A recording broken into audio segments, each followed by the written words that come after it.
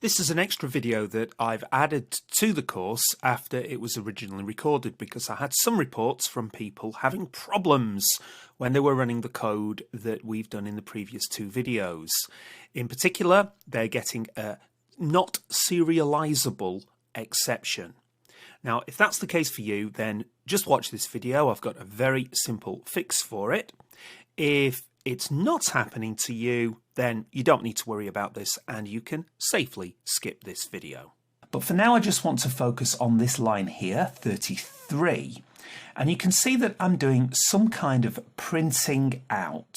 I'm actually taking an RDD that I've created and I'm calling the .forEach method on that RDD. And it's quite common when developing, just as a test, to pass in a reference to the system.out.println method.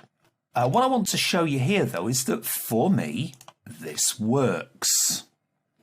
Here's the run, and yes, I'm seeing some kind of output appearing on the screen. Importantly, there's no crash going on there. But for you, you might see a crash, and the crash would be a not serializable exception. Now, it's going to be a bit difficult to explain why you might see that crash because it's related to the deep internals of Spark. But allow me to wave my hands around a little bit and I'll give you a basic explanation. A better explanation will come in the very last chapter when we look at the internals of Spark. But as I said, just to recap, what's happening here is that the function that I'm passing in as a parameter here is being sent to the RDD. And the function is applied to every element in that RDD. Because I'm developing locally, the RDD is all contained on the computer that I am developing on. Therefore, this line of code is going to run entirely locally. Now, just thinking ahead to when you deploy this onto a big cluster where you've got multiple nodes, what would happen in practice there is this function would have to be serialized, and it has to be serialized so it can be transmitted across the network to the other nodes in the system. Now, what I had completely forgotten about when I was recording these videos is that some of you out there will have quite sophisticated CPUs. You might have multiple physical CPUs, and what I've forgotten, if that's the case, is that Spark will indeed try to serialize this method, and it will try to send that method to your multiple CPUs. Now, unfortunately, the println method in the standard Java development kit is not serializable. And it doesn't really matter why it's not serializable. It's an internal implementation detail of the println method, which simply means it can't be passed into a serialization routine. So this is really awkward. It means that for a small number of you who have a sophisticated system with multiple physical CPUs, you will see a crash on this line of code. But those of you with just a single physical CPU, you might have multiple cores, you probably will have multiple cores, but if you've just got a single CPU in a single socket, then probably this line of code will run successfully. And it's entirely my bad that I didn't think about that when I was recording. So if that is happening to you, then there's a very simple fix.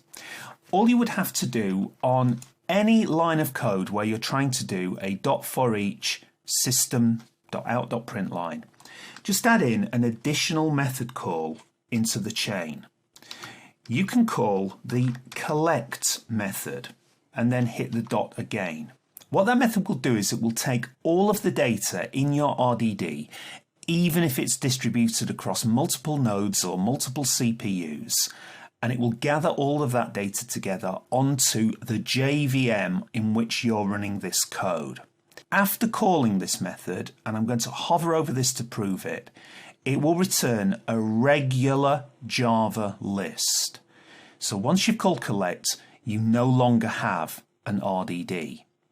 And that means you can then do a regular loop around that collection. And that will definitely work because there will be no need for any serialization.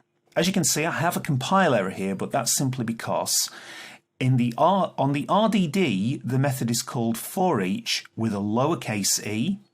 But when we're back into standard Java and we have a Java collection, you probably know that the method you're looking for is forEach with a capital E. So just a minor quirk of the different APIs there. So I will talk a lot more detail about what the collect method's doing later on in the course, but for now it's just a little bit of a quick fix that you should be able to apply if you're on a powerful computer with multiple physical CPUs. You'll see that the output is pretty much the same. So I hope that's helped you out if you've hit a serious not serializable exception on the course. You can just apply this to any printing out of the RDD in any future chapter of the course. So I'm sorry about that bit of a problem. I really didn't think about it when I was recording, so I hope that's helped.